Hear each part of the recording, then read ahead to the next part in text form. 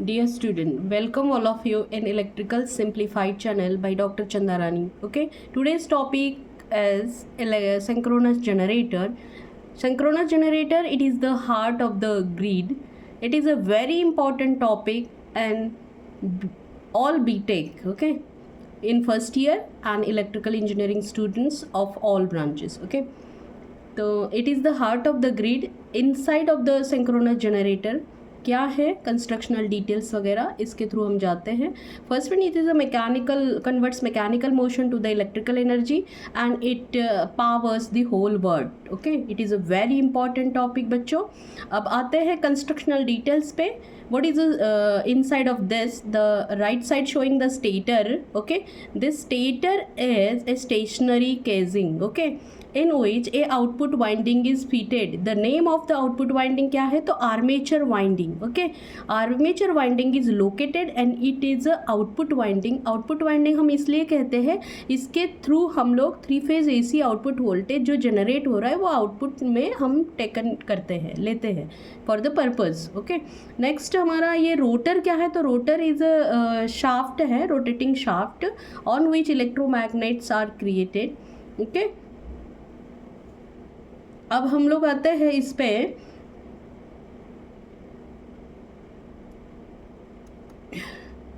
Okay, तो field winding is located on this rotor shaft. Field winding क्या है, तो ये फील्ड वाइंडिंग इलेक्ट्रोमैग्नेटिज्म प्रोड्यूस करती है और ये इसको डीसी एक्साइटेशन दिया जाता है थ्रू दी ब्रशेस और डीसी एक्साइटर के through. Okay, stator and rotor are the main part. Stator stationary, rotor rotating, rotor के ऊपर field winding, it is the input winding कह सकते हो, और armature winding is a output winding. Okay, आते हैं हम how working of the synchronous generator या हाउ इट वर्क्स. ओके, तो it creates first diagram showing the it is creating the field कैसे क्रिएट हो रहा है रोटर के अक्रॉस. तो ये field winding is inserted in this electromagnetic field is created through this field winding on rotor side DC through the DC excitation. BR is called as a rotating magnetic field of rotor side. Then क्या है, on same shaft prime mover, this is a prime mover showing this. Prime mover क्या है, it is a like a turbine and it spins, means mechanical energy दे देता है rotor को with a constant speed. NS is equal to 120 F upon P. Okay, P is the number of magnetic poles, F is the supply frequency कह सकते हो, और 120 F upon P the rotations हो गए. According to the rotating magnetic field is created. After that क्या हुआ, EMF induce कैसे होगा, तो जो आपका ये रोटर आपका रोटेट हो रहा है और ये आपकी आर्मेचर वाइंडिंग जो स्टेटर पे ऊपर है, स्टेशनरी कह सकते हैं इसको, इसमें मैग्नेटिक फील्ड क्रिएट होकर ये अपना इलेक्ट्रोमैग्नेटिज्म से यहाँ आउटपुट वोल्टेज जनरेट हो रहा है 3 phase AC sinusoidal 120 means ER अगर है, RY भी आपके 3 वोल्टेजेस है, RYB, तो ER EY and EB 3 EMF is 3 voltages are generated, तो 3 phase AC. In such a way, this is the working of the synchronous generator. अब excitation की बात करते हैं. एक्साइटेशन के सिस्टम्स क्या हैं, एक्साइटेशन कहाँ दिया, तो एक्साइटेशन हमने रोटर के ऊपर जो वाइंडिंग है उसको हमने फील्ड वाइंडिंग को डीसी एक्साइटेशन दिया.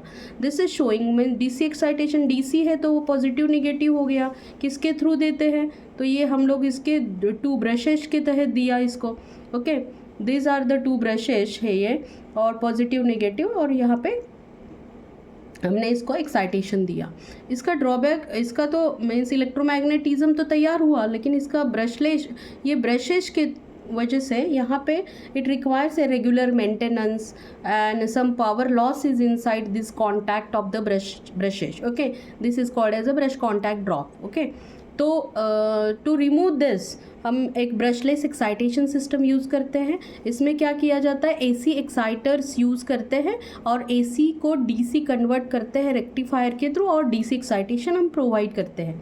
आगे आते हैं, हम अंडरस्टैंड करते हैं कि आर्मेचर रिएक्शन कैसे होती है. ओके, तो अब हम लोगों ने देखा कि armature winding is fitted on the stator side और इनसाइड हमने यहाँ फील्ड वाइंडिंग है.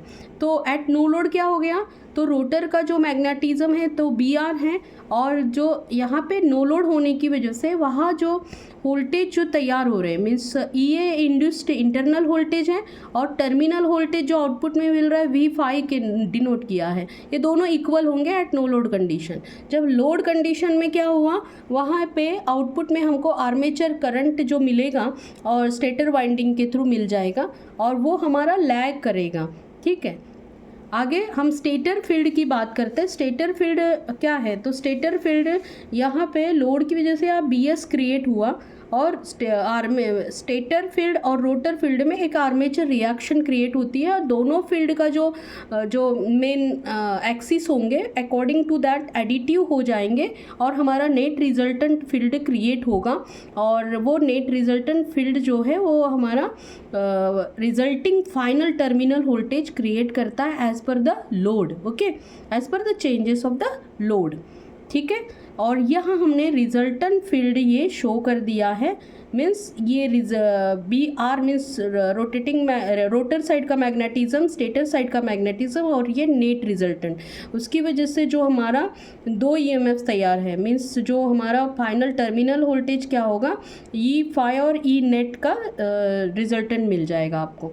आगे जाते हैं हम लोग। ये वर्किंग के बाद ये मॉडलिंग हो गई।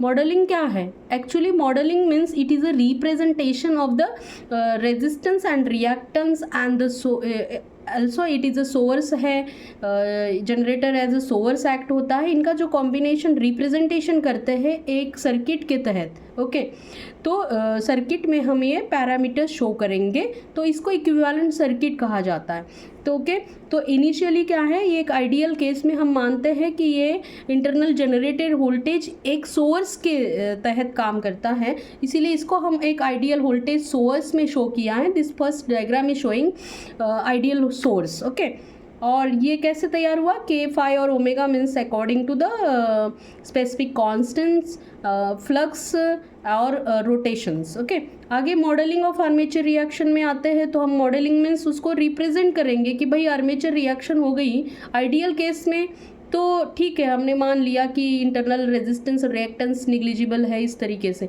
तो क्या हुआ, वो आइडियल सोर्स हो गया। लेकिन हम अगर एक्चुअली प्रैक्टिकली क्या है, सम resistance and reactance of the windings is also, and that is represented RA means armature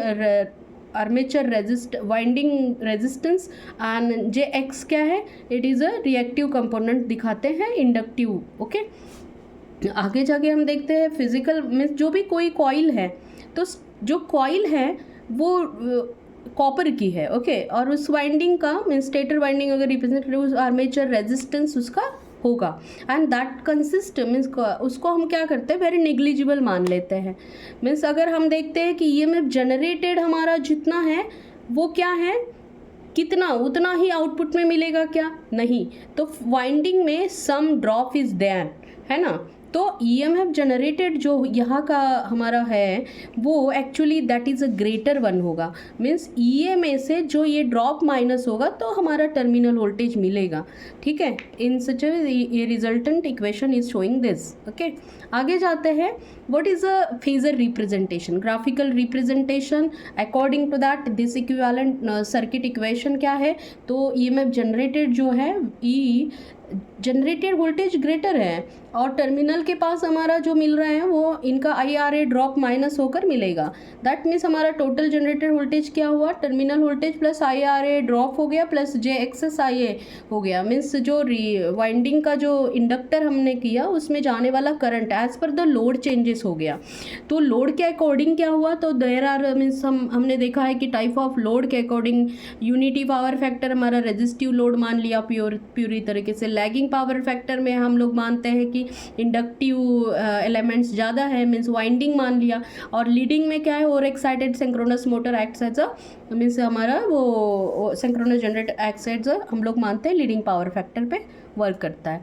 आगे जाते हैं कि डिलीवरिंग पावर हमारी according to the torque angle, means actually voltage तो हो गए दो, कौन से? तो एक इंड्यूस्ड वोल्टेज हो गया और एक टर्मिनल वोल्टेज हुआ, बीच में आर्मेचर रिएक्शन की वजह से IRA ड्रॉप हुआ। तो ये बात है कि भाई टॉर्क एंगल किसे कहते हैं और वो कितना होगा कि हमारी पावर मैक्सिमम मिलेगी। तो एक्चुअली हम आते हैं कि टॉर्क एंगल ये दोनों के मैग्नीट्यूड पे डिपेंड करता है और इन दोनों के बीच का जो एंगल है उसे हम टॉर्क एंगल कहते हैं। It is a phase difference between the rotor magnetic field, rotor magnetic field जो है और नेट एयर गैप फील्ड का जो डिफरेंस है।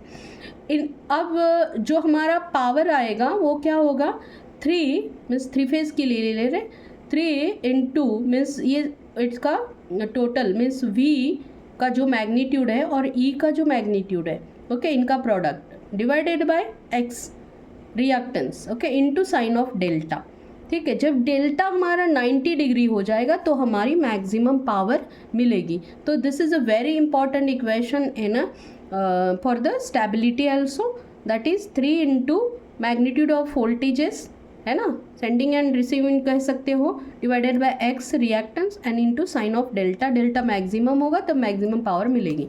अब ऑपरेटिंग ये कैरेक्टरिस्टिक है, तो according to the means frequency क्या है, फ्रीक्वेंसी इज कंट्रोल कैसे करते हैं, तो थ्रू द प्राइमोर या गवर्नर। तो NS is equal to 120 F/P। तो according to the means N and frequency is directly proportional हो गया। लेकिन हमारा लोड का क्या इफेक्ट है, तो लोड के अकॉर्डिंग करंट चेंज होगा, है ना। तो अकॉर्डिंग टू हम लोग क्या कर सकते हैं, स्पीड को वेरिएशन कर सकते हैं या लोड एंड फ्रीक्वेंसी कंट्रोल। ये एक topic very important interesting topic है। ये पूरा पावर सिस्टम हमारा इसी एक कंसेप्ट पे वर्क करता है, लोड फ्रीक्वेंसी कंट्रोल। तो लोड फ्रीक्वेंसी कंट्रोल ये है कि अगर हम पावर प्लांट्स की बात करते हैं कि तो पावर प्लांट पे डिफरेंट टाइप्स के वेरिएशंस करते हैं। तो कैसे, तो ये फ्रीक्वेंसी को कंट्रोल करते हैं एज पर द लोड। तो लोड हमारा घटा या बढ़ा, दैट मीन्स हम लोगों को लोड अगर बढ़ गया है तो हमें क्या करना पड़ेगा, टरबाइन के वॉल्व्स ओपनिंग करेंगे तब हमारा स्पीड गवर्नर और ज़्यादा फास्ट रोटेट होगा। जैसे ही रोटेट होगा तो स्पीड हमारा चेंज होगा एंड अकॉर्डिंग टू द हम लोड वेरिएशन को देखते हैं and in such a way primer control भी इसको कह सकते हैं। And this is showing for this diagram, first one is showing this lagging power factor के लिए, यूनिटी लोड के लिए है एंड लीडिंग के लिए है, ओके। इन सच अ वे आगे हम जाते हैं कि व्हाट आर द चैलेंजेस, कि चैलेंजेस क्या है अगर दो जनरेटर सेटअप्स अगर करते हैं और एक बड़े पावर ग्रिड या पावर सिस्टम पे हम देखते हैं तो पावर प्लांट्स उनके जो 2 यूनिट कह सकते हैं, जनरेटर 1 और जनरेटर 2 कैसे पैरेलल में ऑपरेट करते हैं एंड वाई ये हमें कनेक्ट करने की ज़रूरत क्यों पड़ती है।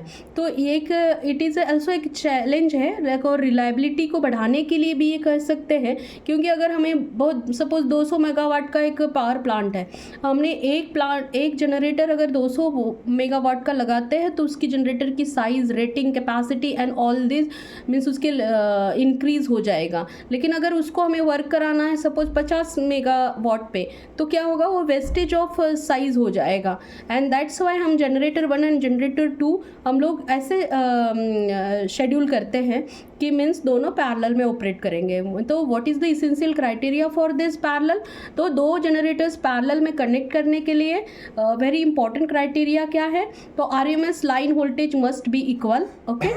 RMS वोल्टेज ऑफ लाइन का जो VL होगा वो सेम होना चाहिए। RMS वैल्यू तो सभी जानते हैं, Imax, ओके, Imax बाय √2। तो phase angles must be the same, phase angle same होने चाहिए दोनों के, फेज सीक्वेंस सेम होना चाहिए, मीन्स अगर RYB है तो दूसरे का सीक्वेंस भी RYB होना चाहिए। इट इज़ ऑर्डर और sequence to reach its a maximum value, इसको फेज सीक्वेंस कहते हैं। बाकी on going generator frequency means दोनों की फ्रिक्वेंसी सेम होनी चाहिए, यस। तो frequency, RMS line voltage, phase angle क्या क्या सेम होना चाहिए, phase angle, RMS line voltage, phase sequence and the frequency, okay. आगे जाते हैं, ड्रूपिंग कैरेक्टरिस्टिक शो कर रहा है first diagram, means it is a constant actually, but ये थोड़ा सा IRA ड्रॉप को कंसिडर करते हुए ये ड्रूपिंग मिलेगी और generator characteristic is also drooping, yes.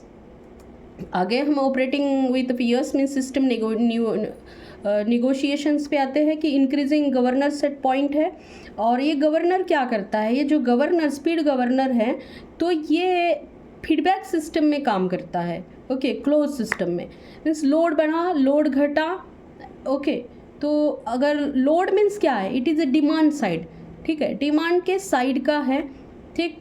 Means ये एज पर द डिमांड, लोगों की डिमांड के अकॉर्डिंग हमारा लोड घटता बढ़ता है।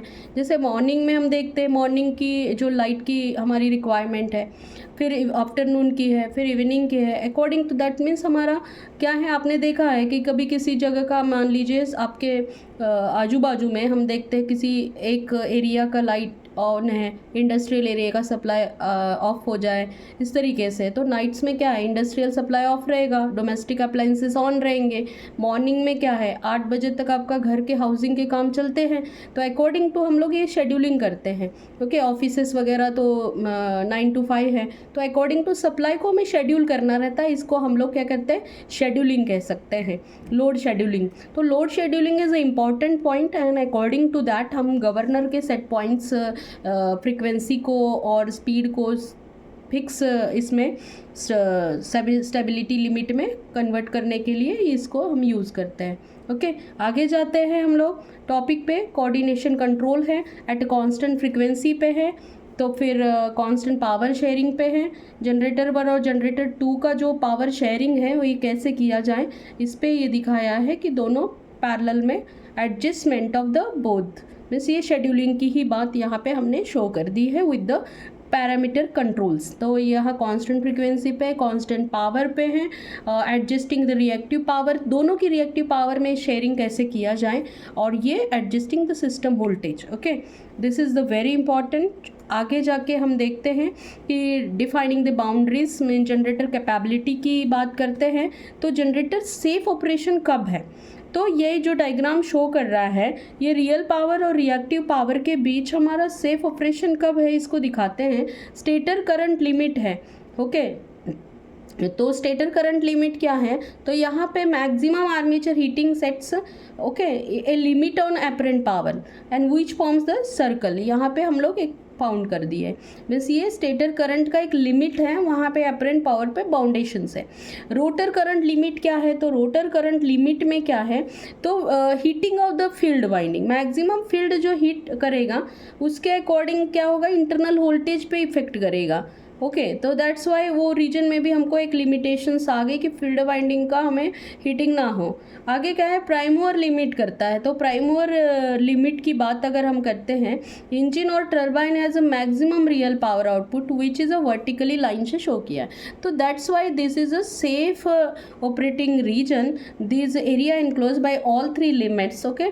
और this the generators capability curve, it is a safe combination mapping through this, okay।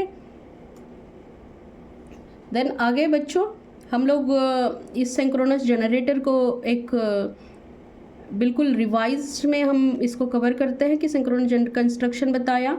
It is the heart of system, mechanical energy को इलेक्ट्रिकल एनर्जी में कन्वर्ट करेगा। आउटपुट वोल्टेज आपको 3 फेज में देगा, ओके, 3 फेज AC वोल्टेज। और synchronous generator में important है ये इसका स्टेटर और रोटर। स्टेटर में कौन सी वाइंडिंग होगी, यही आपको मैंने बताया था। स्टेटर में बताओ बच्चों क्या है, ये हमारा स्टेटर में आर्मेचर वाइंडिंग है, ओके।